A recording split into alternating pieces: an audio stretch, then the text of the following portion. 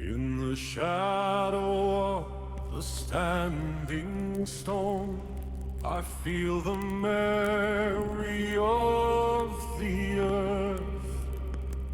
Voices rising from the ancient dark, calling fire into rebirth. The old ones speak through breaking light, through wind that carves the sacred lore. They lift the past into the present, to guide the path we walk once more. Bringing the past to the present, for a future fast in flame, where wisdom flows like rivers old, and the stones recall our name. Welcome, everybody. Today, we are pleased to be joined by a fellow that I bumped into out in the American Southwest desert not too long ago. We are joined today by an independent Irish researcher, content creator, best known through the account The Abyss 369, a figure whose work sits at the crossroads of myth, history, identity, and dissent. His research ranges widely across time and geography, exploring proposed Indo-European connections between Ireland and the Scythian world. Oh no, are we going to do diffusion, dude? And ancient Persia, drawing parallels between Druidic traditions, Zoroastrian cosmology, and revisiting old Irish origin narratives that place Éire within a much broader ancient story. Éire, not Éire. Much of his work engages deeply with Gaelic and Celtic heritage, questioning how much historical truth may be preserved within Irish sagas, genealogies, and symbols, sometimes extending as far as ancient Egypt, dynastic bloodlines, and shared genetic markers. Alongside this, he ventures into alternative historical frameworks, including Tartaria-adjacent theories. I'm looking, okay, here we go.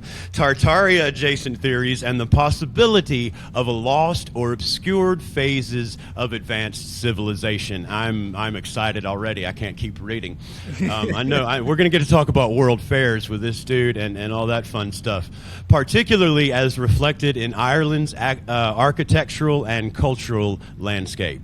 Importantly, his research does not exist in a vacuum of the past. It is tightly interwoven with contemporary concerns about Irish sovereignty, cultural continuity, demographic change, and the pressure of modern global systems.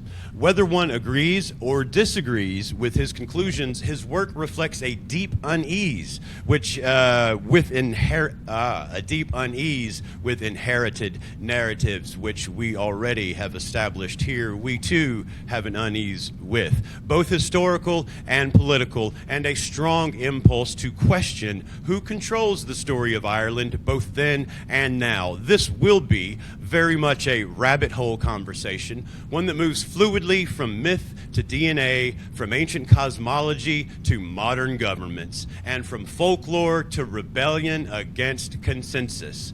The aim today is not to tell you what to think, but to explore how these ideas are constructed, why they resonate with so many people, and what they reveal about our ongoing relationship with history, identity, and truth. Welcome, Ronny, to the shaman and the philosopher. Sir, I have yet to light my candles behind me because we just threw this thing together. And yes, ladies and gentlemen, that was my first cold read. Sorry for the one flow. I'm honored by today's guest, and I'm truly, truly excited for what we have in store with us today. Ronny, my partner, as always, the shaman, the philosopher half of the shaman and the philosopher. Please take from here. I'm going to light the sacred fire here behind us and introduce further Ronny to us. Who, by the way, I still owe. What is it, Ronny? $10 from Arizona. You can fucking make it 5 after that cold reading. Okay, that intro. If we can cut it in half. Welcome, brother. Welcome, Ronny.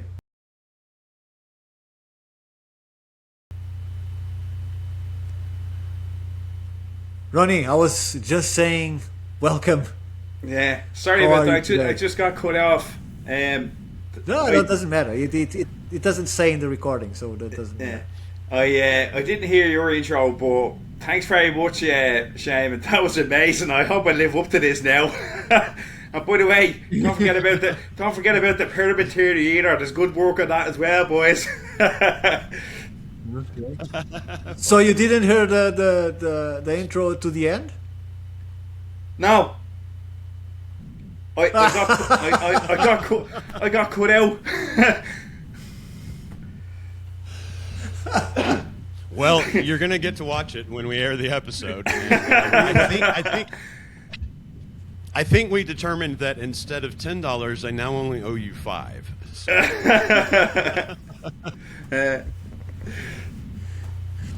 So what do you want to tell us today, Ron? Whatever you guys want to talk about. I know you prepared something to show us, so. Well, the last time I was talking to you, we were going to talk about the psychedelic experience. Sure. Would you have a chat about that? Sure, absolutely. I know you are very interested in DMT right now, right? So. Oh yeah. Well, Shane, I'm sure you've had your experiences just based off your surname, but psilocybin, not anything heavier to date, but yes, I know psilocybin well. Yeah. Well, some crack on Sundays, but just psilocybin on normal days. Well, and I plenty of I experienced LSD really once when I was young, like I don't know, 19 or so. And that was at a concert at Jones Beach. It was cliche watching Grateful Dead bands play.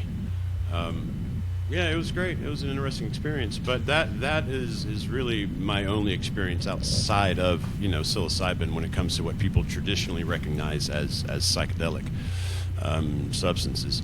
I did have an experience once where I was told, and again, this was like when I was 20, a very long time ago, when I was told someone was putting DMT into a marijuana cigarette, and I saw something go in, and I was expecting, and they kind of were going to have their fun with me, I could tell, because I didn't know I'd never done it before. So I smoked it with them, hoping for something. What it resulted in was about 45 minutes of me in the front yard in the mud in the rain playing with their dog that they never played with, that really liked the rain a lot. That's about all I got out of that. What I was told was going to be a DMT experience. But DMT no, so I'd be happy sure. to hear from you on the subject. Yeah, we've done quite a few of them now. There was actually the basis for the pyramid theory was a DMT trip. So that's what I was we're going to talk about here tonight. But Perfect. So I've had a couple of I suppose experiences with it when I was younger. So would have done the shrooms and stuff like that, and had some like really amazing stuff. But what really got me interested in it, like when I had a good crew of mates, right, and we always had you'd be sitting around with a TV or sitting around a bar and all that, having a crack with your mates, like, and it's just up to crack for those of you at home. So listen, Ronnie, I'm just going to tell everybody at home right off Yeah. the bat.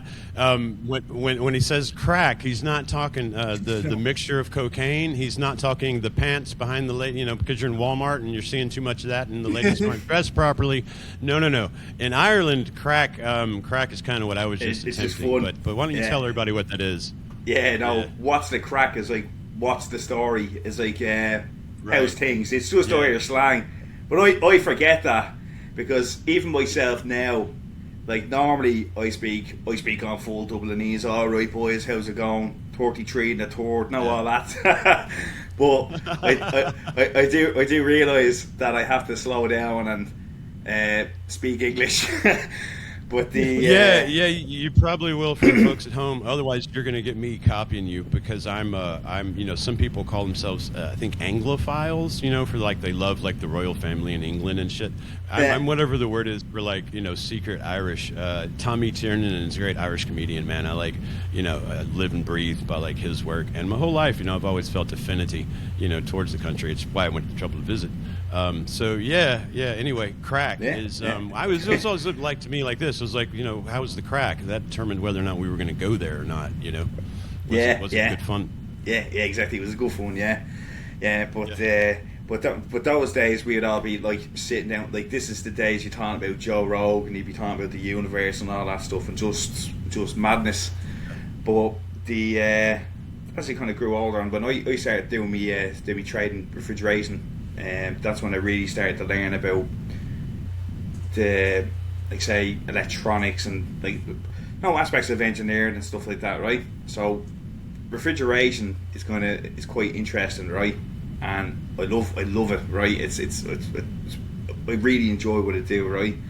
But well, you are the man to answer this because we already tried this in another podcast and we didn't get an answer. I saw once a kind of an ad of a house where people were cold and they were trying to devise a system to heat the house, right? Just like a joke.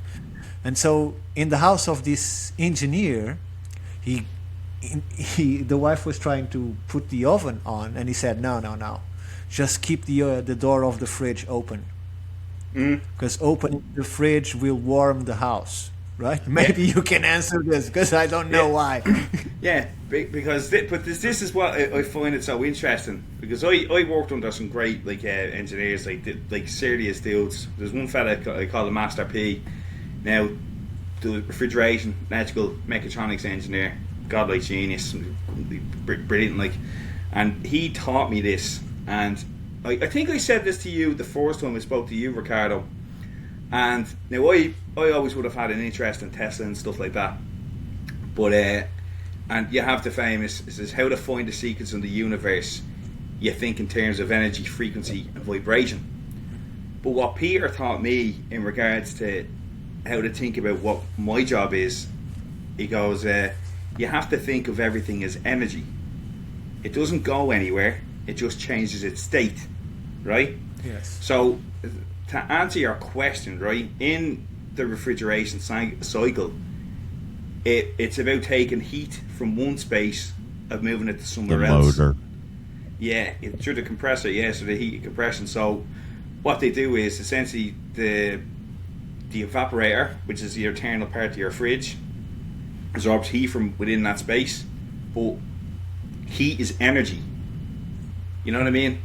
So all it was doing was it was removing the heat of compression from the cycle of the refrigerator, and at the condenser at the back, it was absorbing the heat from in the space with the door open, and as the heat was dumping outside, the radiator at the back of the fridge was rejecting the heat. So that's what it was doing.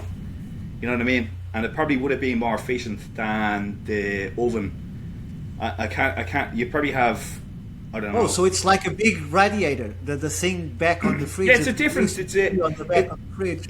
Yeah, it's exactly because again, it's like air conditioning, refrigeration. It's the same thing. It's like you're taking heat. You're not actually cooling a space. You're taking the energy, right? The heat or the energy from within that space, and the refrigerant, the gas, pumps it somewhere else. No, a heat pump. Well, the heat pumps are the water heat pumps. They're all the new rage in Europe at the moment. that's the same principle. You're taking energy or heat from outside, and you're dumping it into your space, into your house, through the heat compression of the refrigeration cycle. It's clever how they do it, but it's like all this green energy stuff this focuses a lot of what I do. Like when in my job, I deal with a lot of pharmaceuticals and data centers and stuff like that.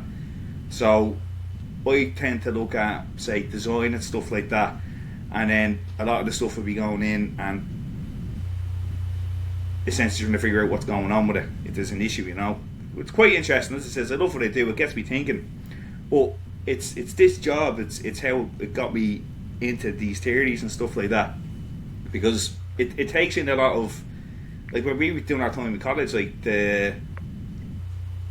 we would have done a lot of like electrical theory, obviously refrigeration theory. That's all like fluid dynamics, thermodynamics, and all that stuff, because it's fluid transfer. Would you?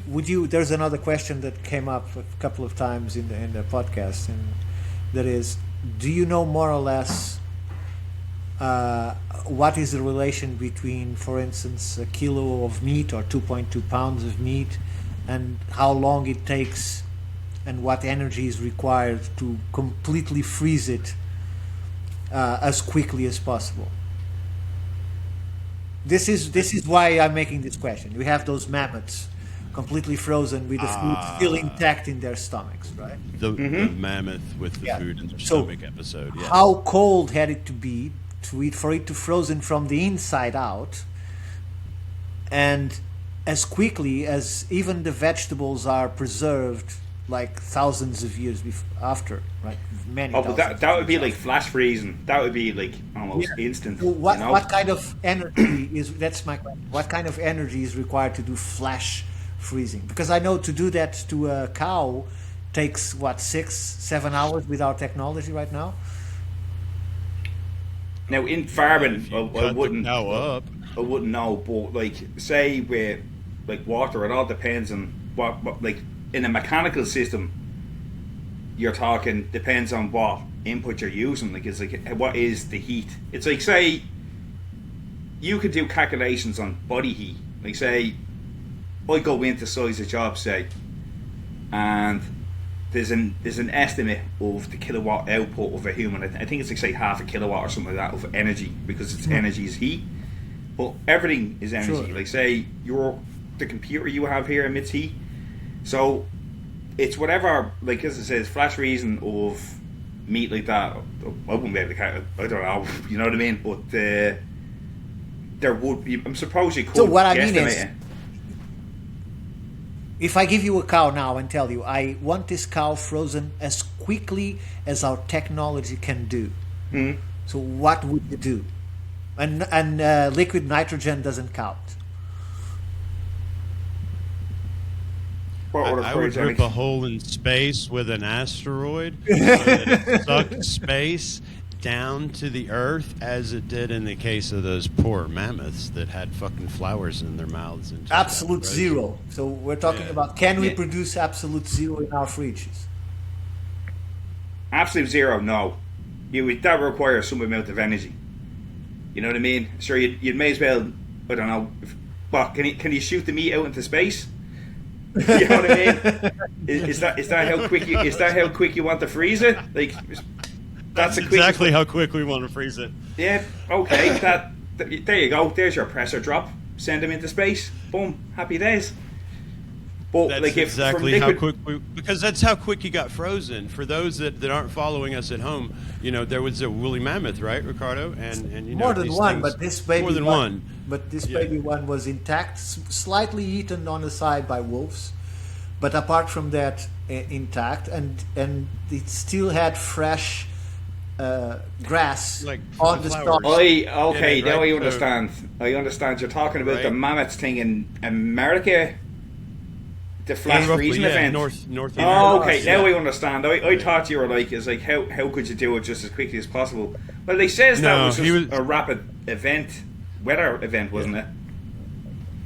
Yeah, yeah. Well, again, so the theory holds, allegedly, When a giant rock comes through space and it hits our planet, it punches a hole Our through the atmosphere. Our right? atmosphere. It punches a hole through the atmosphere on the way to the Earth, right? And what it brings with it instantaneously is space, open air. So zero, right, is fucking rushing into the now open Earth system with this hole and this giant rock. So you not only get the force, the fire, the explosion, whatever comes from that thing, but directly behind it, you get instant flash freeze coming in everywhere as well. So that's some of the theories that you might hear if you go into looking into Mammoth's and Younger Dryas impact, shit. Yeah, but I like much better shoot them into fucking space, because that gets to a point.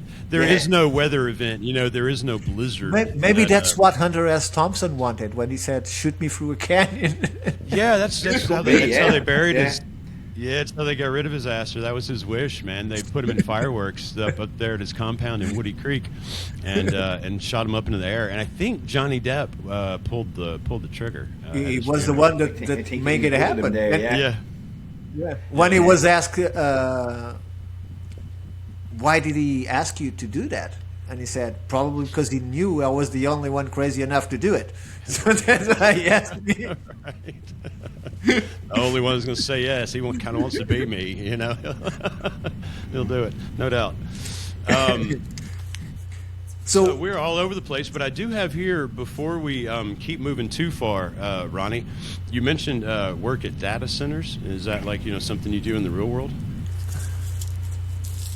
Yeah, it broke up there for a sec. Data centers. Is that you mentioned working at data centers in the real world? Is that? Yeah. Did I hear you right? Yeah.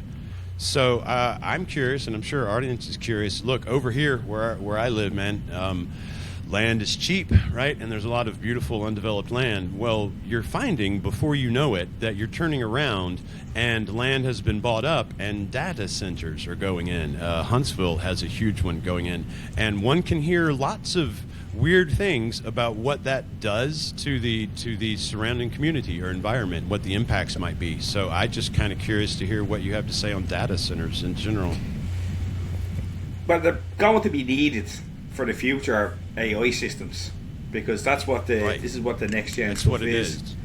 But there's massive requirements of energy from them unless they have, like, you're where are you from again? Are you near desert? Like they could be popping in the desert and use the sun to power them? I'm in Alabama. So I'm in the southeast United States, not far from like Florida, Gulf Coast. We're temperate. Yeah, but you get good weather there, anyway, so they could probably power. Yeah, and they're building the Space Force. The United States Space Force is taking over. Huntsville was where Wernher von Braun set up NASA. With all the rocketry. That all happened here. So we just now heard, I think the last week or so, I think the public finally started seeing the images of their clearing for a massive, AI data center right there in Huntsville, because now the U.S. government is moving its Space Force, is what they're calling it. They finally have admitted NASA has been a spy agency this whole time, so they're basically like fucking shutting down NASA and just making an official Space Force, of which I have friends in, so I'm not making fun of. But still, there's a massive data center that's just cropped up in an area I know to be an area I love, really, because there's not a lot of people there, and it's beautiful nature, and now just this massive AI data center is cropping up. So I'm just curious. I don't know if this is what you're talking about, but I seen today a report of the new facility that Tesla created for the AI systems, XAI. So it now consuming more energy than a peak consumption period in New York, the whole city. Yeah, that's the same thing. Yeah. Is that what we're talking about? This kind of data centers? This is the impact. Yeah, they're massive. Like, obviously, it depends what they serve, but massive requirements of energy. It's at now consuming 1.5 gigawatts of energy, and they are going to expand it to 2.4 gigawatts. And where are they pulling it from? I mean, I guess they're creating power plants for these things then, I guess, huh? I have no idea. Well, this Tesla probably has some solar Yeah. The whole facility is covered in solar panels, probably, but I don't think it's enough to create 1.5 giga. It's the massive. I That's- don't that's- like. Go ahead, sorry. That's a whole dam to create that. That's a Yeah. whole dam working. I had heard that Greenland, the U.S.'s obsession with Greenland here recently might have something to do with the fact that it, for half the year, or most of the year at least, cooling of these data centers, is this correct, would be much more efficient in a frozen environment? Thermal of course. energy, too. Yeah, but it's cold. You know what I mean? That's why Ardent is such a hope for it, because we got the temperate climate. But Ardent's problem is infrastructure, because again, same thing. Everywhere in Europe is having massive issues with energy. Like we see what's going on politically with obviously the Russia situation, and then as myself and Ricardo were just talking about the silver. What's the situation with silver? Like everything's going to be raw materials for all the stuff that's to be built, solar panels, PCBs, phones, all this consumerism. But like when you think about it. When you said about where's all this energy going to come from, but if it's a reduction on energy for us, like we can only get a couple of hours of power a day, you know what I mean? Or they have their own systems. Yeah, it's crazy. Yeah, it'd have to be a closed system, or they're pulling from. I mean, look, I'm not saying North Alabama. I have had a lot of Irish friends, Ronnie, here in Alabama. I mean, I say a lot, like 2 or 3, which is a lot. But what I heard from all of them, and I agreed, even though I only visited for a couple of weeks, is that it's much like Ireland. Everything's fucking green. There's rolling hills. There's tractors everywhere. It's like that. So when I hear there's something with this massive energy requirement is coming into a place that might be like rural Ireland, I'm going, okay, what are you going to do? Are you tapping into this barely existent electrical grid, or are you going to pull from the nearby biggest town? It's just curiosity. Simon, where I used to live in Portugal, there's a lot of people with what in Portugal can be considered as a big property, right? Something above 200 hectares. So it's probably double that in acres, I'm not sure. Right. And these people make money because every year the wood firm goes there, collects eucalypts or collects other things, or cork, and so on and so forth, and gives them every year an X amount of thousands of euros for being able to explore that. Now, all of a sudden, we have the Chinese and the Spanish that, on their hand, are also Chinese in source, that are paying double these people to cut all single trees and create what is called now a solar farm, right? And so all of these trees are being like cut. Solar. Yeah, it's being cut. It's so ecological. They are cutting all of the trees to put solar panels that, because of their shade, sterilize the soil because it stops receiving sun. Right? I live in Hurricane Alley, dude, or Tornado Alley, as we call it. But when I see massive, massive fields covered with solar panels, I see one storm coming through, churning up that stuff into dust, and I have a massive acreage of land that's not usable for shit, except a parking lot. That stuff's going to poison the soil for forever. Sure, but a funny story is this: the problem with the solar panels is that they need constant cleaning, and that the grass in the areas that catches the sun keeps growing. So the maintenance in human terms is immense. So the solution that they found, at least in Portugal, is people that have herds put the sheep on the fields, and the sheep eat the grass. Yeah, and they only need someone to clean the panels, like 2 or 3 people that goes there 15 days and clean the panels, or a week or whatever. The problem is, one of these guys that agreed to allow to put the panels, instead of sheep, had goats. Right? Yeah. But he didn't mention that. So I've got a plan for a herd of goats myself, man. So when the guys went to do the first analysis after the first months of running or whatever, Yeah. the production has declined enormously, and they didn't understand why, right? Because there's been sun. So, and they discovered that the goats were on top of the panels, fucking everything up. Fucking eating everything. Because they eat everything. And so from that point on, every contract is forbidden. Only sheep, no goats are allowed on the solar farm. Yeah, I think goats are But- some more of like inventions, kind of like we were talking about cows the other night, Ricardo. Yeah. They do so much and provide so much. Yeah. And I'm just trying to link this with so many solar farms being created. Where is the demand for that energy? And you are giving the answer to that. This data center, this new AI system. Yeah, well, it's massive. This, like, what the future holds is like it's going to be a lot of AI, robotics, and stuff like that. So they're going to need the raw materials to build it, and the land. You know what I mean? So, like, it's coming. It's going that way. As it says, there's I know Ireland. I talk about Ireland as obviously I live here, but there's like I think there's plans for 200 other data centers. And then to answer your question, Shane, as well, like Ireland would be a temperate climate for them, so even Greenland would be even better because you require less energy to cool something. Because like you think radiant heat, right? And we'll go back to the whole energy thing, right? You wouldn't get too much cold weather in Portugal or in Alabama, which is I'm not too sure we would see this. Actually, probably would. No, Yeah, no, I mean last night we had 22 degree Fahrenheit. I don't know what that is centigrade, but that's below 32 is your zero. Yeah, We get cold for very short amounts of time.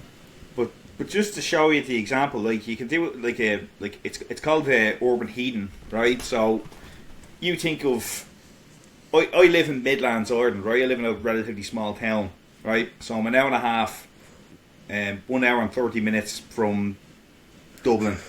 So say it's 0 degrees out, it's first thing in the morning.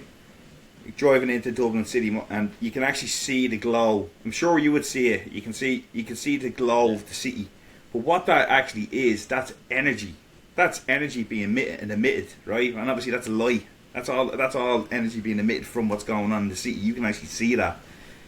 But say it's 0 degrees when I leave my house in the Midlands, and it's 3 degrees in Dublin an hour and a half away. But that's the heat, that's the energy that's being built up in that city. So that's what In you're that city, seeing. yeah.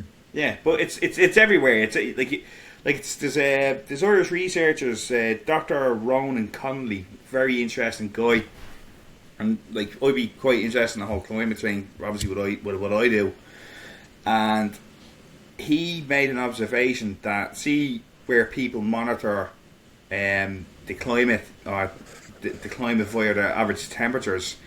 They found that they use balloons to test, and the actual increase in temperature is actually like negligible over the distance of the balloons. What they also pointed out is that see all these weather stations.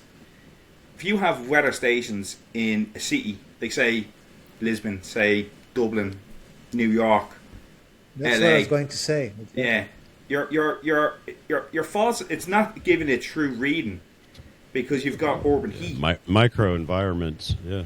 Yeah, but if you want the true average, you put them into places where there's no industrial output. You put it somewhere natural. But they've reduced the number of stations over the last number of years. Exactly. So there's your increase. You know what I mean? And like my belief on climate change is, and I'd probably be shot for saying this, but I don't care. But like human caused climate change, I don't agree with it. It's a totally natural. It's a cycle. scam. Yeah, Well, it's a totally. I'll get shot with cycle. you. It's a fucking scam to move money. It's money laundering. If you go to the literature, anthropogenic climate change is at 0.6%. That's the value of anthropogenic climate change force. That is what we are changing the environment. We are changing the environment, 0.6%, right? But what you were saying, and Chairman, sorry, let me just say this because that's what I was going to say, is that they are disconnecting the ruler weather stations that give the average, and they are focusing up to 70, 80, sometimes even 90% on the city weather stations, right? And it's not just a problem of being in the city, it's the problem of a weather station by regulation should be 1 meter, the thermometer should be 1 meter above the ground and only takes measures in the shade. Yeah. And that rule is not being followed. They're putting it next to buildings. They put it in high to keep the heat waves. They're putting it in capturing readings on when the station is being impacted directly by the sun.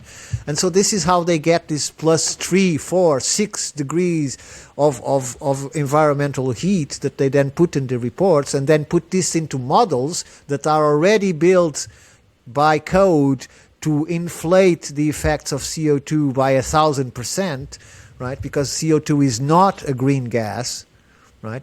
Water vapor is a greenhouse gas, not carbon dioxide. Its value of greenhouse gas is very little. It has some, 0. but it's very little. GWP, by its own metric, it's negligible in its impact.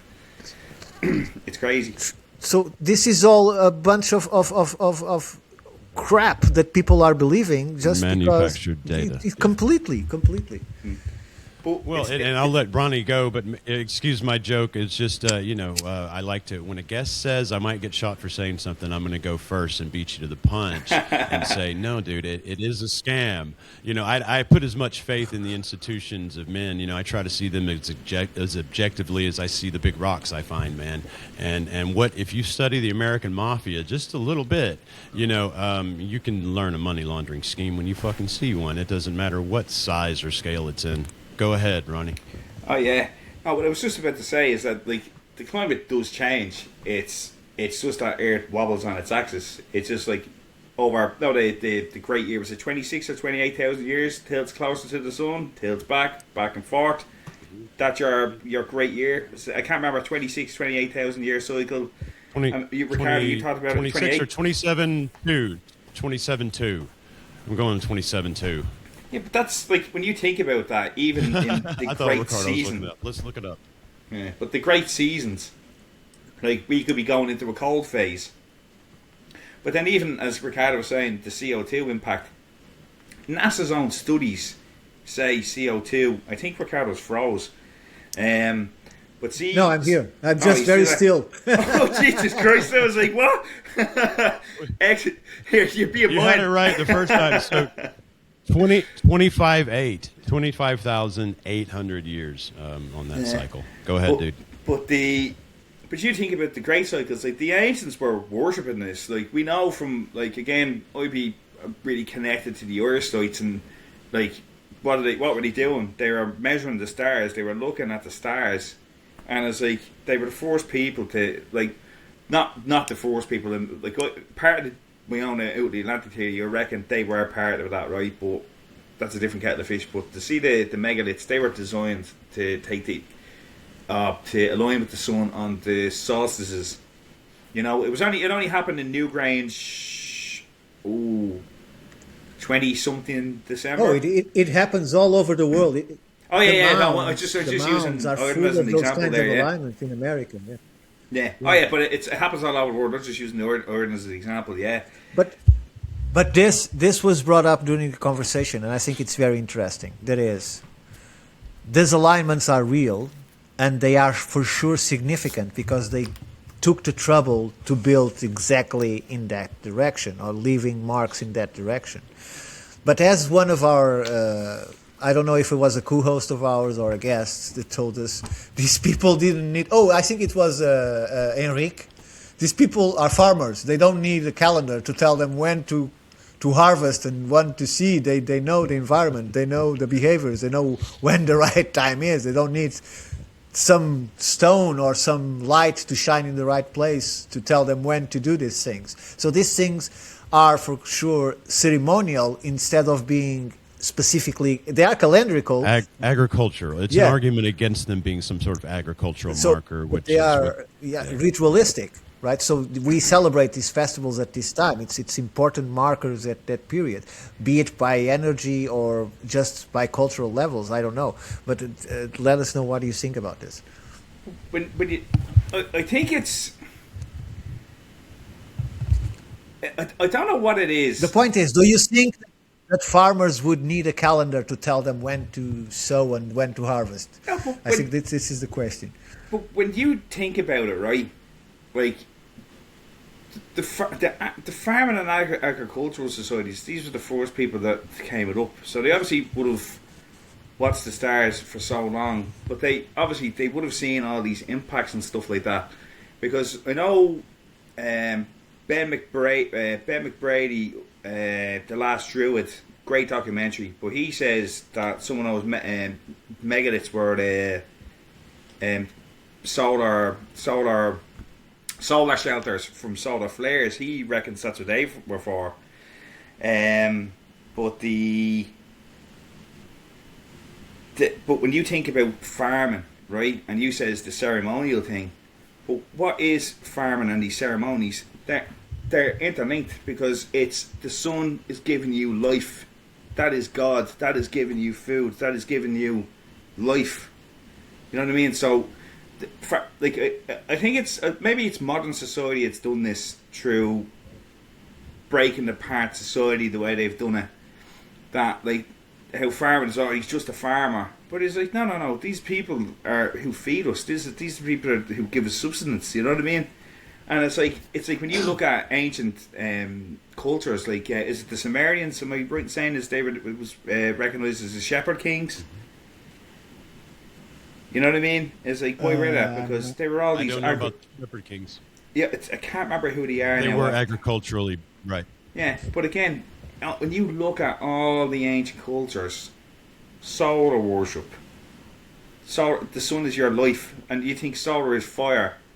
And then you think moon is water, because obviously it controls the water cycles. But what are the two disaster sequences of, like the likes of the Kali Yuga because the and all moon that? controls the water. The Beautiful, beautiful. Yeah, exactly. Yeah, but I have it like when you think about the ancients, right? Our calendar is totally wrong. Now I'm Roman Catholic. I'm a Christian boy, you know, and we were quite Catholic up until my generation. I'm 34.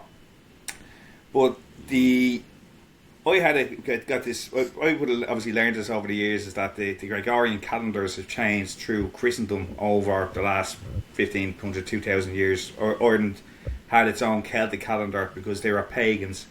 But the Christians had to take a lot of that stuff, and it stayed within, right? But you think about these lunar cycles. The old moon, or the old lunar cycle was like 13 months with 28 days. Yes. And 13 moons, 13 months. Yeah, so that's how they did that. That's how the worship was different. But we've totally changed the dynamics.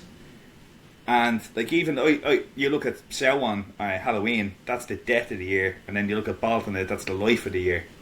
You know, and again, these are raw. Like talking to the likes of yourselves, that we can see this, that there's a whole culture, like that's just like this is how we've seen these patterns. Like there's me and my friend Linda, we talked about this, and I'm also working with Kev from the Breton Academy, but there's so many connections right across the world that when people actually, that's why I like showing people this stuff. It's like because you can see it. You're like, why did they do this? Why did they do that?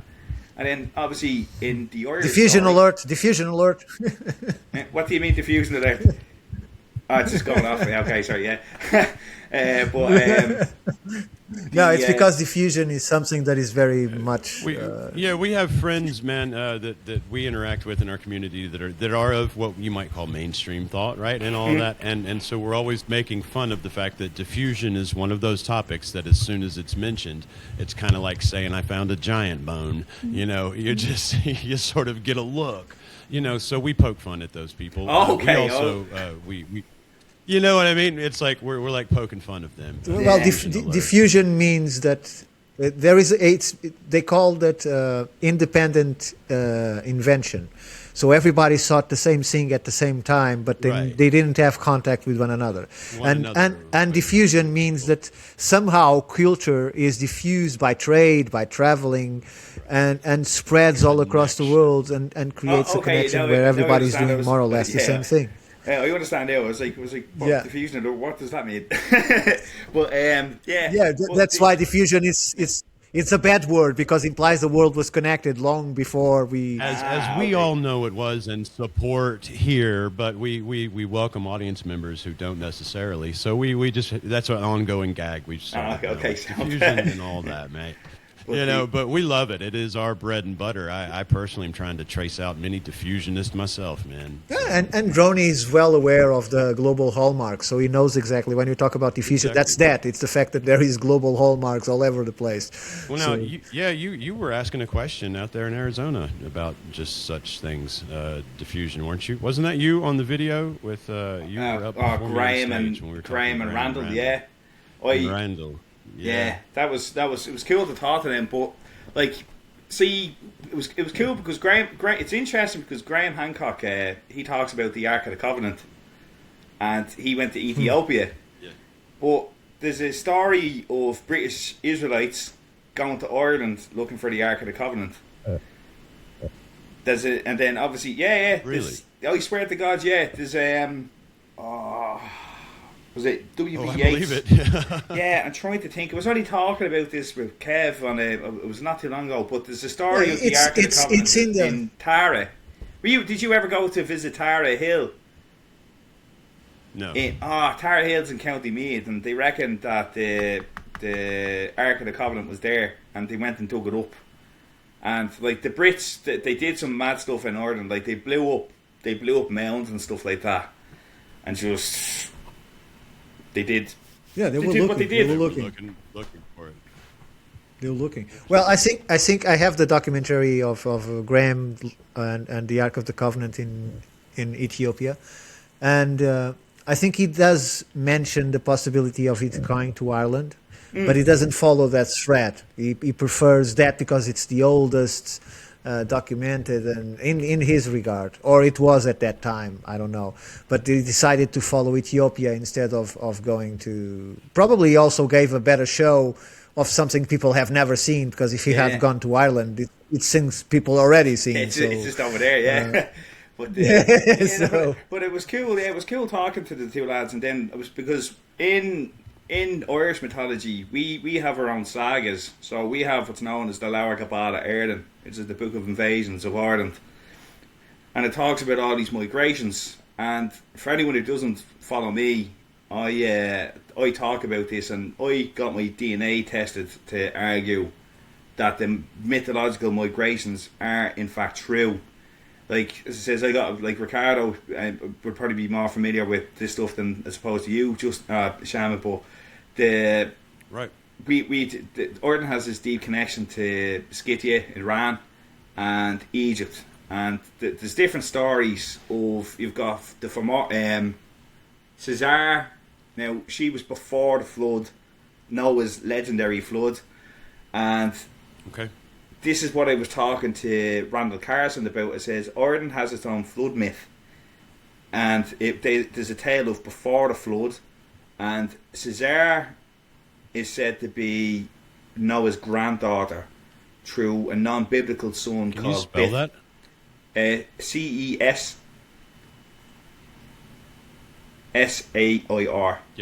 Yeah. So that's Caesar. So it's like Caesar, but you say Cesare.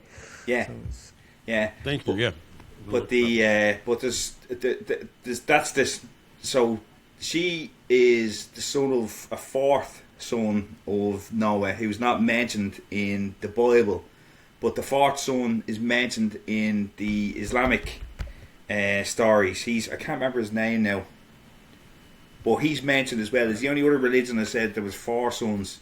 But then to go back to the Book of Invasion, so this is what I spoke to Randy Carson about, was the flood myth. And I argue that Ireland was a key part, possibly a key part of the Atlantean civilization. I argue that the first people actually came out of the Atlantic due to the spreads of mounds and the spreads of monuments and stuff like that. But when you look at the stories of Ireland, you've got Cesar. She was before the flood. And then after the flood, you had the Fomorians. Now, they are said to be underworld people, giants, titans. Cool. They're also connected to, there's a story of them coming from Morocco. You've Partholon. It could be from Parthia. Nemid. Media, it could be argued, all eastern direction. The Fair Bogue, who could be, they're known as the men of the bag. So you think of the bag that the Sumerians had. Ireland also has these mad bag. Yeah, it's mad. Ireland has these mad T-shaped pillars as well. Yeah, I swear to God, man, there's lots of, like. So you've got giants, you've got bag carriers, and you've got chief pillars. Yeah. Man, I've seen the pyramids, images. Yeah. There's pyramids here as well. Like, this is, like, I know people probably think, Jesus, this fella's mad. But there's pyramids in Alabama. Oh, don't worry, it's too late for that. You are on this podcast, so How do you think you got here, dude? I sorted you as mad in Arizona, man. yeah. But there's just so much. Like, there's just so much stuff in Ireland, and obviously I'm not as kept up with Britain as I should be. But Ireland just has so much, and it interconnects. Like, I know, like when you look at the further the invasions of Ireland, you had Fair Bogue, Tuatha De Danann, and then the Sons of Meal, who I would be a descendant of. So in Irish mythology, so the Sons of Meal and Milesians, they said they came from Spain or Iberia, and we are their descendants. We have genealogies that go back. But, like, the interesting thing about our genealogies, and there's plenty of people who have talked about this story of the connection to Scythia, the connection to Egypt. It's quite well known, but academics just seem to refuse to acknowledge it, because obviously it changes the story. Because we have, they say we don't want that. No history changes. Yeah, but they've done it themselves, because That's up until like 150 years ago, like I thought it was great. I was like, oh, this out of the Atlantic theory, this is brilliant. This pyramid theory, dude, this is great. You know what I mean? But then I look, and the more and more information I dig up on this ancient past, the more and more this isn't new. This is thought about 150 years ago, and I'm like, right. What is going on here? It's like, why is this being buried? You know what I mean? Right. But like, you think about it, and I know what you mean. I think about it all the fucking time, dude. Yeah. I really do. Yeah. It's part and parcel with what I do and what I'm finding, right? And you're right. It's Ricardo. He says change history. I go, no. We're just learning about what happened. We're not changing shit. What is happening now, and we're being taught something. A narrative is attempting to change, many things. Not to upset anybody. I don't mean anybody particular. I mean, as you say, Ronnie. When you look around, there seems to be this odd, amorphous, can't pin on anybody methodology that seems to be in place to try to erase this stuff that is so plain to. Mm-hmm. Well, you look at, like, again, I talk about it from the Irish perspective, and there is, I'll talk about one of the 1916 rebels. So James Connolly was one of the famous ones. He was great in the labour movement, and I was talking to, like, no other Mike and Dave and all them. See, all those boys, met them in Arizona with yourself. Legends, great people. It was lovely to meet Eyes, by the way. I forgot to say that to you. But when I was talking to the boys, and I was talking about the education system. So James Connolly was one of the famous rebels and famous workers' rights movement head, right? And he says, now I'm not going to do the full quote. I won't be able to. I can't remember it, but to summarise it, it says Ireland will never be free unless they purge the British institutions from the country, right? So you had British institutions like the College of Surgeons, the King's Inn, which is like law, and the Royal Antiquary Society of Ireland. So these are who controlled the Irish narrative. These are like, this was the education system. Would you think right across the world, what was the education system? It was the British industrial school system.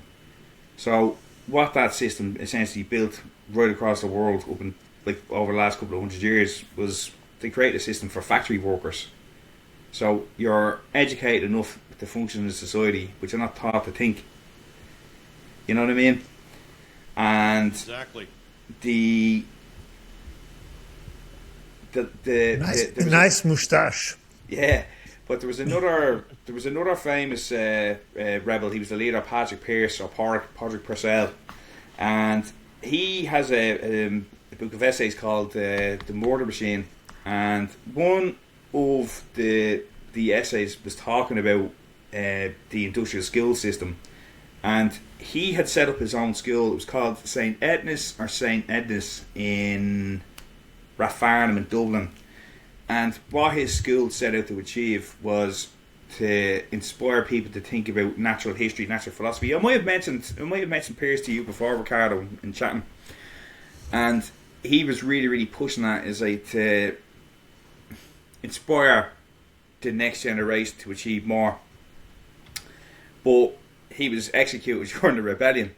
So that whole period in Ireland's formative years as a republic, we lost probably some of our greatest minds, our true people, you know.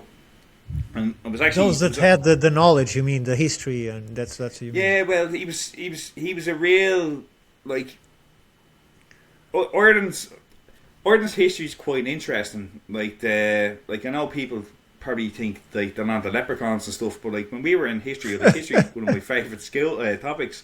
But like the Book of Invasions. Yeah, yes. Yeah. Yeah. But what was I saying there? I'm sorry, mate. Oh no. The history of Ireland is interesting, and people. I was trying to pull you up some visuals while you were talking. I apologize. But bro. the Michael Davitt say was another famous worker. So he in the mid 1800s, I think he went over to America, and he was big involved in the workers' rights movement. And Mahatma Gandhi was actually a follower of his. This is like they would have went to his lectures when he spoke about. He went through it all around the world and during workers' rights movements, stuff like that. So Ireland had quite. Yeah, he was being paid by the CIA to also. He was Gandhi? a busy guy. Gandhi. Yeah. Look Jesus. into it.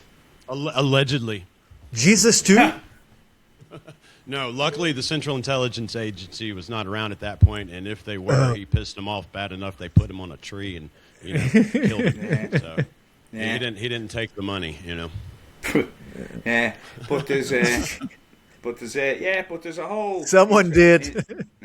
But there's a whole interesting history there, and as it says, but what my intention is to try and show people it, because obviously there's a lot of people of Irish descent and who don't know their story, but like I think the Irish might be some of the only people like we're here. There was a post I actually seen today. I'll see if I can see it. But for instance, in our days, while you look for that, find your post. Yeah.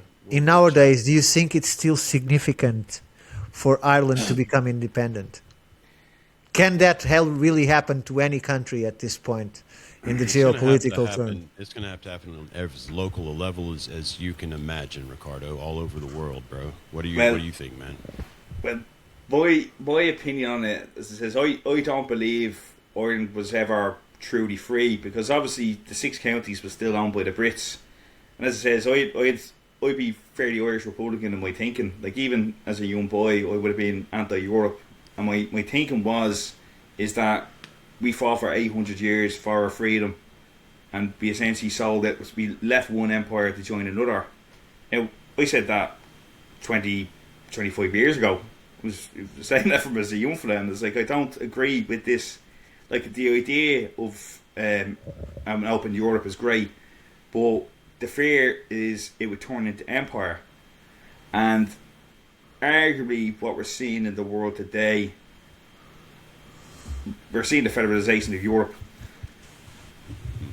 You know what I mean? Because even like Ireland is like neutral. Ireland was neutral, but there's been numerous defence pacts have come in the last couple of years that they're slowly eroding it.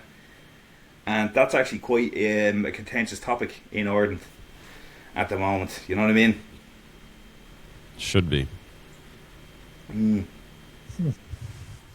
don't know. I just think that the way that things are right now, any idea of national sovereignty has been taken decades ago, and the way that it's moving forward, I would agree with it if it was not because of an imposition and to limited further freedoms.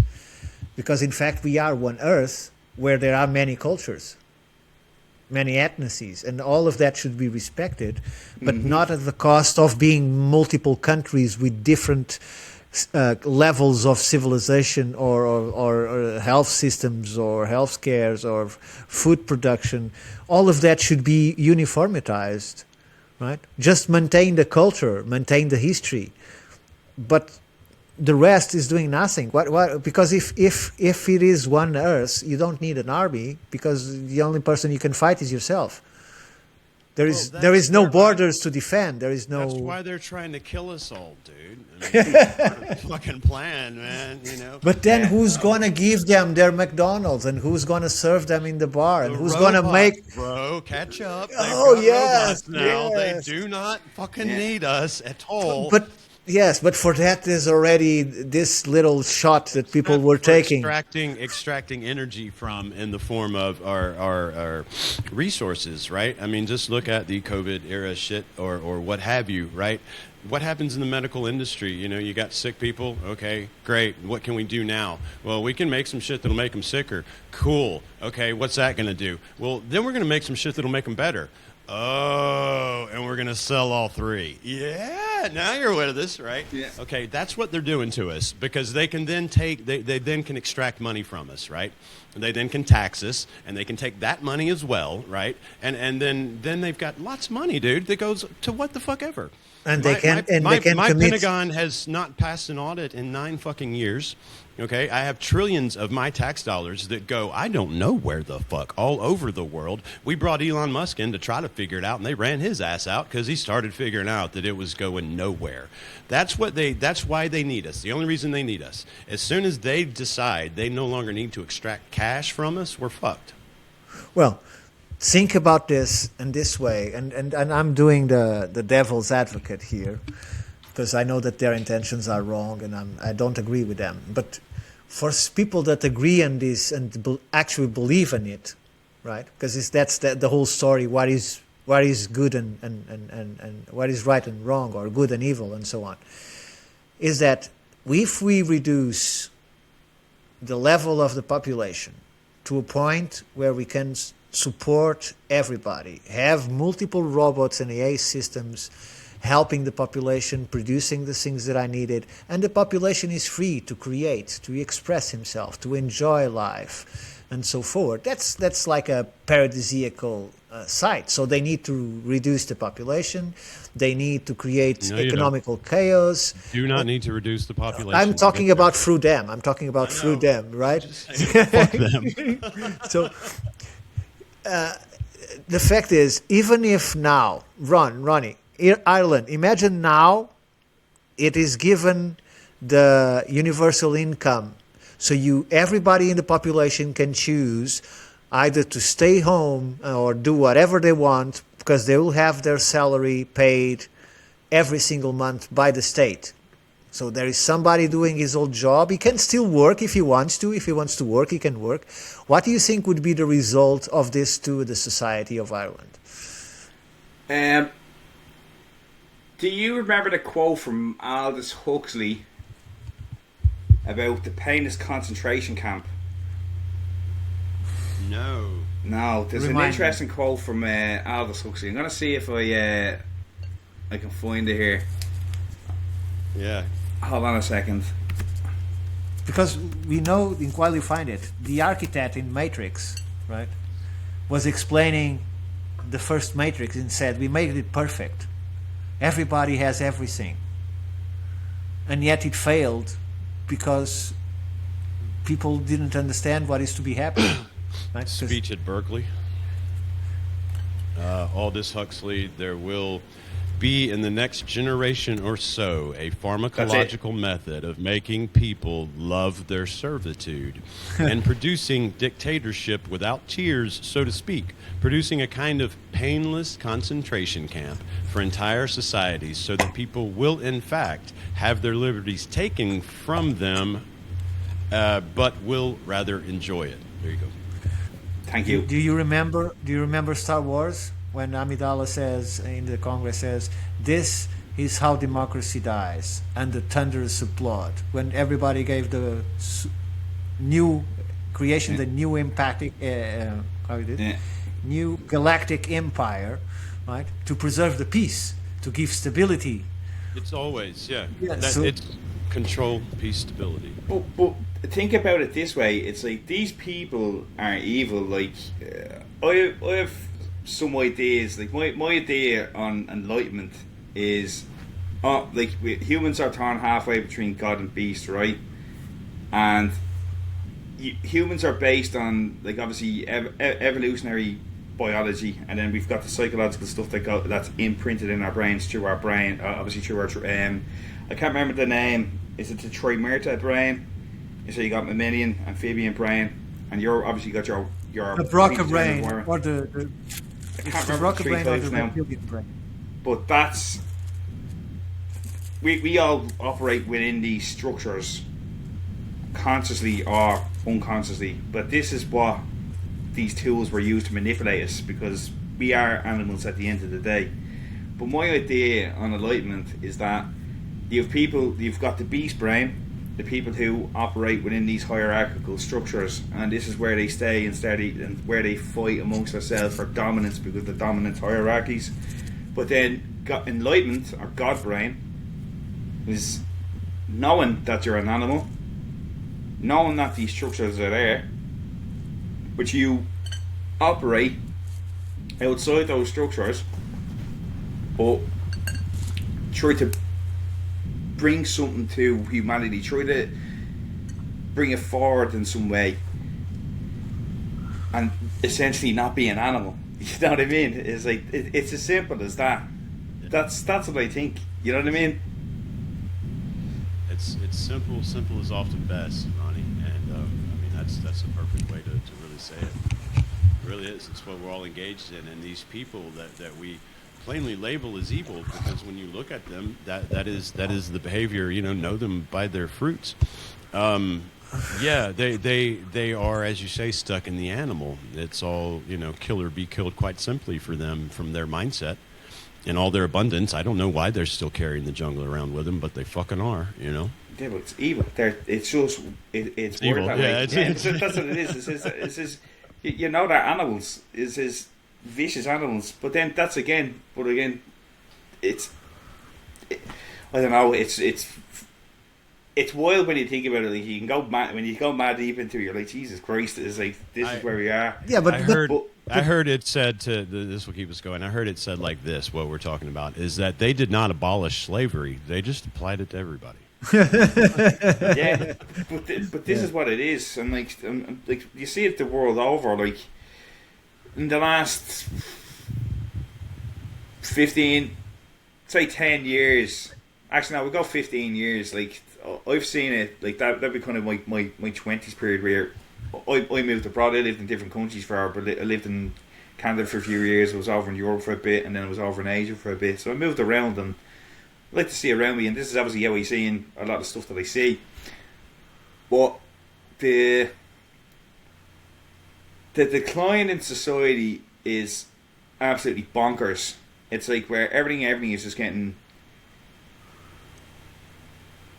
Like it should. You think logically it should get better, but it's getting worse, right? Yeah, it's getting worse. But then you think about why is it getting worse? People have moved away. Like I argue, social media is like the bane of like the modern society. It's like this people like ourselves can have good conversations like this. Like this is one of the good things about the internet as a whole. But at the same time, like what did we just say about the monkey brain being controlled? It's like, how do they do that? By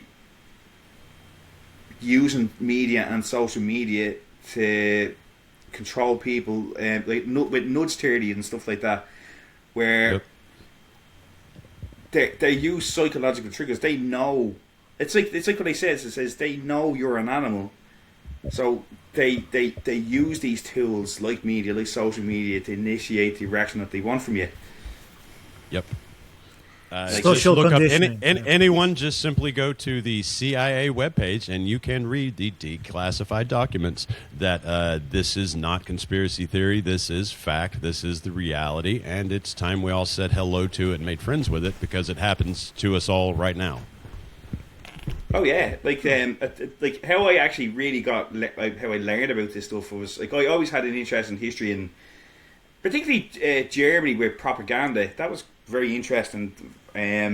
Because I did like it was only when I grew up and I was with my mates and we had these conversations. This is where the learning really happened for me. I was never great at school, but when you're talking to people with different ideas, it's like they can elevate you. It's like you become who you surround yourself with. So if you surround yourself with good people, you can educate each other and learn something new. But what happened? Germany and Remy Riefenstahl. Her techniques for propaganda via TV was very interesting, and when I was 17, 18, I gave up the cigarettes. Now there's a book called The Alan Carr Guide to Stopping Smoking, and now I swear to God, now hear this, I've read this book thousands of times because I would have been a heavy smoker when I was a young fella, like cigarettes, and I says no, I want to give them up. And see the book. What it taught you, what it teaches you, it's the mind trick. It teaches you about your subconscious and what the significance of your conscious mind versus your subconscious mind. So, say he talked about all the advertisements. It's like the advertisement is constantly there, and you don't even realise that like your conscious brain is like it's just an advertisement, but the subconscious messaging, the frequency or whatever you want to talk about, it's telling you is like buy cigarettes. And it's not just like that. You look at marketing, and like marketing, what is marketing? Marketing is essentially propaganda. Like, to give an interesting one, there's a fella called Edward Bernays. He was a famous. He was the father of modern marketing and propaganda, but he was a grand nephew of Sigmund Freud. Father of modern psychoanalysis, right? That makes sense. Yeah, but here it is. Their nephew is none other but than is it Mark Power from Netflix or Mark Randolph? I don't know. Mark Randolph is the owner of Netflix. He's the nephew of Bernays and Freud. I don't know. Oh yeah, no. I know that they are all connected. They're all connected. But yeah, but if you think about it, what is Netflix? Netflix gives you a direct line into your subconscious because what is Netflix TV programming? Reed Hastings, network TV programmer, is he's a spellcaster, is what he is. If you, that's exactly who is this? No, you were asking the name of Reed the guy that ran Netflix. It says here Reed Hastings. Hold on. Oh no, that's co-founded by. Sorry, dude. No, but my joke was what a TV programmer is a spellcaster. He's a propagandist. Oh yeah. He's many things. Yeah, so Mark Randolph is the co-founder, the first CEO of Netflix, the streaming giant, and he is the nephew of Bernays and Freud. So there's a massive connection there. Connection. Yeah. Oh yeah, and it's like, but what is it? And right back to Freud. Yeah. Yeah, like there's like again, I'm quite interested in it. Like I've done quite a bit of work with myself. We're knocking on the door of esoteric and occultists and all kinds of things here. It's all mixed up. Well, look, we just witnessed. That's why I say spellcasting. You know, it's all mind control. Whether it's go ahead, Ricardo, but whether it's Facebook and their algorithms and the way they have mastered how to get you to click a certain amount of times to get a certain amount, it's all just back to spellcasting, getting human beings to do what you want. Mm-hmm. I was just saying that we were used to as manipulation of the masses in order to make money. So everything was done in terms of power and money. And from the last decade or decade and a half, we've seen that geoengineering is much more valuable than money, which means that they are losing money in the billions and continue to do so because apparently geoengineering is more important than money itself. We saw the destruction of Star Wars. We saw the destruction of Lord of the Rings. Then we saw now we see the destruction of Star Trek. You know that they offered the first episode for free on YouTube, and they had 1,400 viewers. 1,300. I know this because Gary Buechler, the guy who hosted, you remember you met Nerdrotic out there, Ronnie, when we were in Arizona, the guy who was hosting the live stream.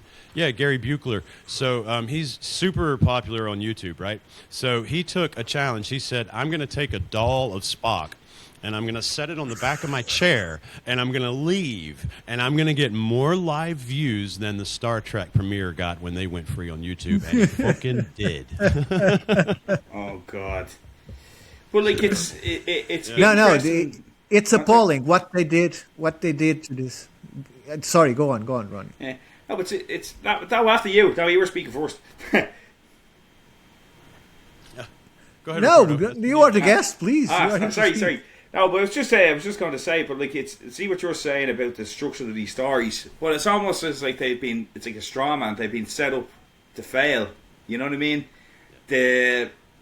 Like these stories, like you look at, like again, we're talking about the evolution of agricultural societies and these people who were solar worshippers who worship the stars. Well, like, where do these stories come from? But the stars, all these stories of heroes. Like again, like we're talking about the thing about freedom, and it's like what is the Gael? It's like the Gael is free. This is where we are taught in like Irish revolutionaries and Irish republicanism says we are the Gael, the rise of the phoenix. You know what I mean? But when you think about these stories, this is where the stories of rebellion have come from. And I'll use an Irish example for this. Is that, like, say he was talking about, say, Pierce and his stories. These are what inspired the fight. You know what I mean? But you look at what the likes of Star Wars, Star Trek. These were our stories of our generation, not our individual culture stories. They were our worldwide imaginary mythology. They are imaginary mythology. Like, they all take little bits. Mythology, yeah. Yeah, so they all take little bits, but it's inspiration. Like Game of Thrones would be probably inspired by a lot of Irish and British, say, mythology, for example. Sure. But again, the story's being built up. But what they've done, it's almost like a demoralisation campaign through this psychological warfare that's happened. Is that they've built up these heroes and boom, annihilated them. Exactly. And, you know, it's designed decline. You know, and in my, you know, over here, the way we look at it is, you know, my new appliances, my washer and dryer, my refrigerator, right? Used to be I'd buy one, and still today, if I go find one made 30 years ago, it's still running. Yeah. But now, designed obsolescence has it go out in 4 years. I think what we're seeing play out, quite frankly, across broad swaths of culture is a designed decline, Yeah. And I think it's evident when you look at certain cultures that don't participate in this design decline. Look at Russia, look at China, and I'm not bragging on any foreign country. I'm sure shit's just awful there under those regimes, but they've taken a different philosophy, right? And they've not allowed certain elements in that are in Europe and that are in much of the rest of the world, right? And why do we see a quality of life that looks almost idealistic, that looks almost futuristic, right? When then we look at our culture, as you call it, those were my stories too. Star Wars, Indiana Jones, right? Also Those destroyed. Those were my myths, right? Yeah. Why do we on this side look around and we've got more homeless than fucking ever? Look, I've got more people fighting and mad at each other than ever. I've got, on and on. I've got my shows that are great being purposefully tanked. What is that? When did we get so insanely out of reality that we can have, as I've seen, I don't know where it was, but I've seen a Congress, not know if it is UK, Australia, or United States. It's an English-speaking country. We have a Congress session with a doctor, and the guy is asking her directly, can a man get pregnant? Can a biological man get pregnant? And this took more than, 5 to 10 minutes, I don't know, but she never gave a straight answer. She even tried to pretend she was offended by the question, right? So when we can't make on an official place, on a place that is due to truth and under oath and so on and so forth, when you ask a current human that is probably 0.00001% representative of the population. We might need to qualify that human part, dude, if they cannot answer basic biological questions. Right? Because I assure you, if a male can get pregnant, it's not a human, it's a seahorse. Yeah, exactly. But the saying, lads. Martians among us. Yeah, but the saying is it's completely insane. We have competitions. Competitions, those competitions for dogs where they got to go like this and go over. Now people are doing that with the leashes. It's the human that is going through the obstacles. They're pretending they have the dog with them. This is total insanity. But Ronnie, you were saying what they say, I think is where you started going. But the saying is to insult an idiot, you tell them the truth. And then this is where we are. the lunatics are running the asylum. You know what I mean? And it's like here's how we say it over here. I wasn't insulting you. I promise. I was just describing you. You know what? That reminded me of a story. It reminded me. Go ahead. I'll tell you. You were speaking. Sorry. Go ahead. It reminded me a story of this academic that was going to give a presentation on the building that happens to have on the same floor an asylum. Don't ask me. It's just as it is, right? Okay. So he goes up to the floor, to the reception, and he's trying to say, I have something to do. I have a presentation. And she looks at him and says something he didn't like. As an academic, he says that at the time I probably was a little bit more arrogant than I was today, but I didn't like. And so I turned to her and said, do you know who I am? And she very calmly turns to him and said,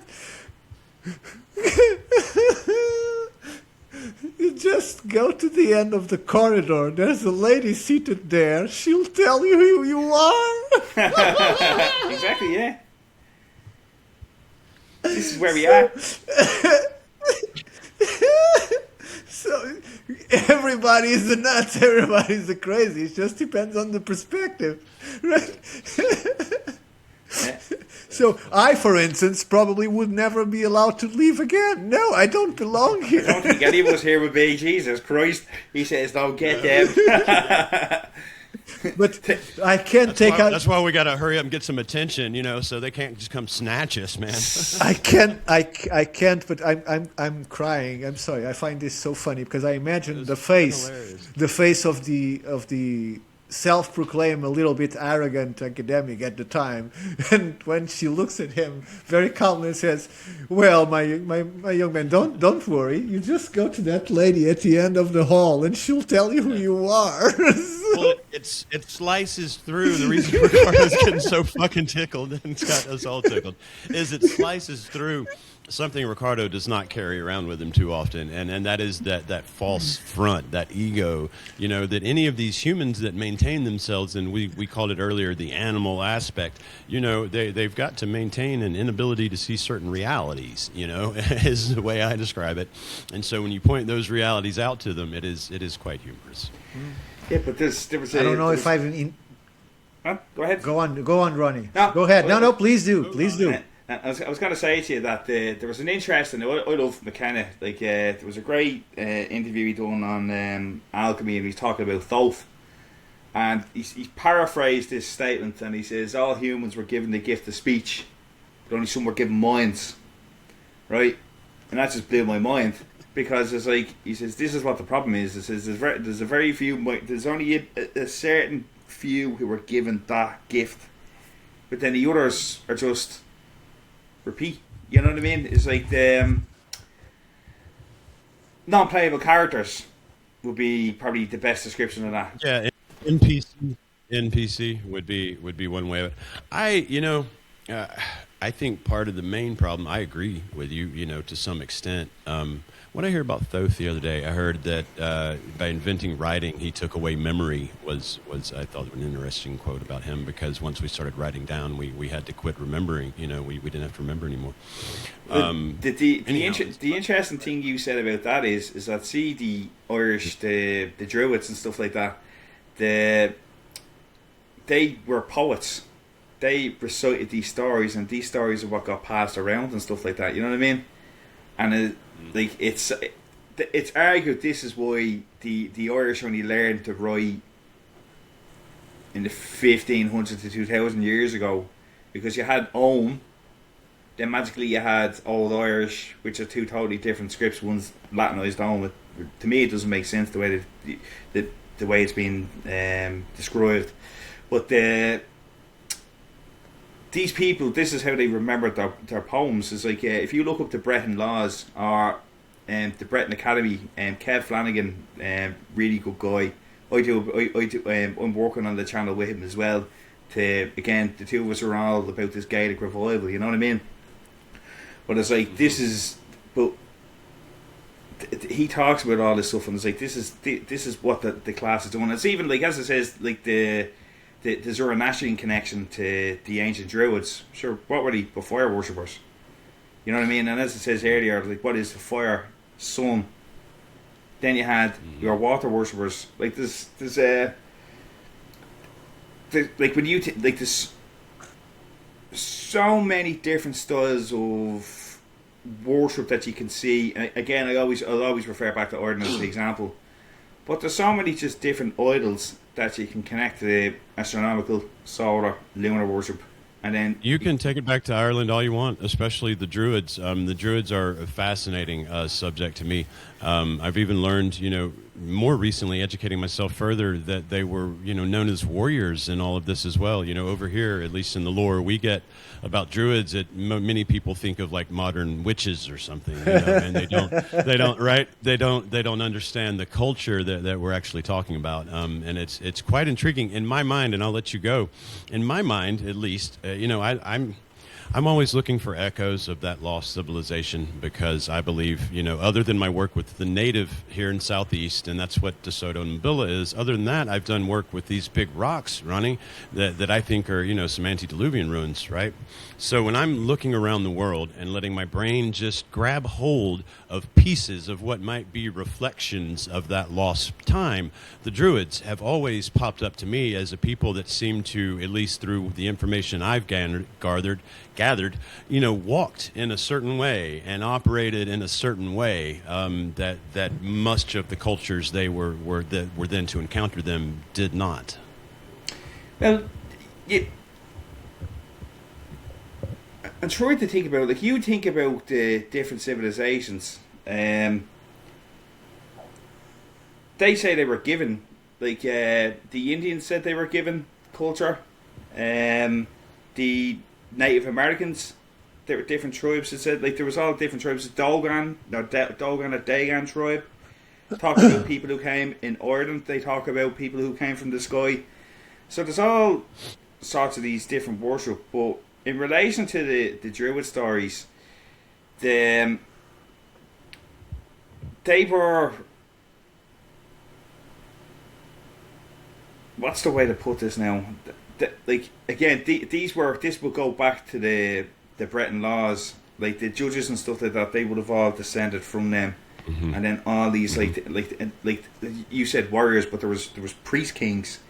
And, like, right. when I mentioned the genealogies earlier on, they tell you your name means something. Like, say you meet a Morphy. I can't remember the Irish, it's like Mac Mortig. And it says they are sea warriors. You know what I mean? Like, say my name is Kieran McMahon or Kieran McMathgavna, but my name in Irish means little dark son of the bear. Like, that's why my name would translate.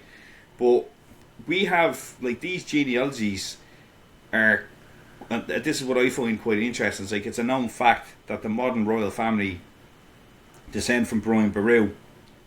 I'm a Thomond McMahon. My people also descend from Brian Boru. You know what I mean? And it's like there's so many other different people who all connect, and all our mythologies, all these essays from 150 years ago, all say this is who we are. And I mentioned earlier on the biblical connection. So we had Bith, who was the fourth son of Noah, but after that, Noah, but Japheth is also said to be the ancestor of the Scythians, but therefore he's also the ancestor of the Irish. But, like, when you think of Ireland up until, like, to go back to earlier on and what we're saying about the Catholic Ireland, like, that's only died within the last 20, 30 years. Like, my ma, like, I was going to mass up until I was like 12. Like, with we were made to go on a Sunday. Like, my generation was kind of the last Catholic generation in Ireland. And if Catholics had built the Titanic, it would have fucked the iceberg. Only if it was very small and young. Jesus Christ! but there's so much. Hey.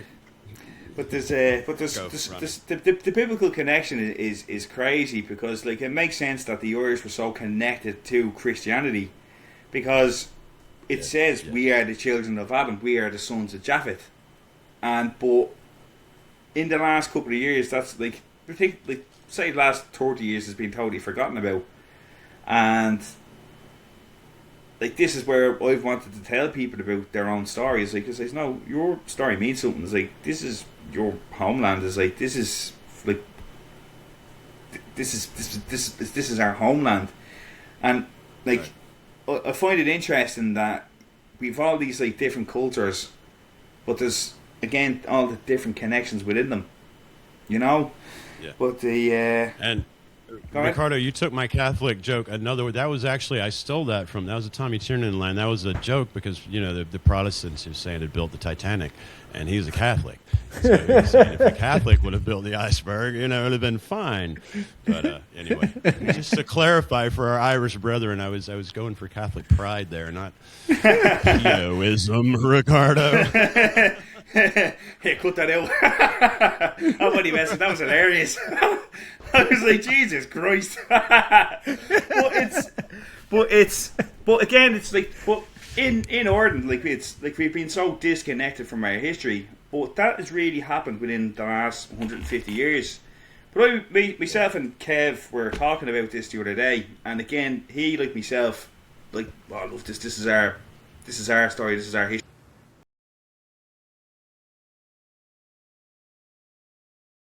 We'll do our wrap up, and I will say, please, guys, go check out The Abyss. I hung out with this guy personally out in Arizona, and I'm here to tell you he's a real good dude. And if you are anything like the nuts you see sitting before us, an independent researcher, artist, communicator, and you feel you have information that is important to the whole, come find us, come talk to us here, not only at the Shaman and the Philosopher, but the Institute of Natural Philosophy. Catch our sister podcast, The Universe Unveiled. Look for their next episode with archaeologist, the famed Ed Barnhart. I'm excited about that conversation. An amazing episode, myself. I'm sure. Yeah. Amazing when the trailer was fantastic. The trailer was fantastic. It was. And as always, thank you everyone that follows us, that sticks with us, and that is chatting with us in the chat. Go check this guy out. You will not be sorry, and you will be seeing him here again. Love you all. So, thank you. A very fond farewell.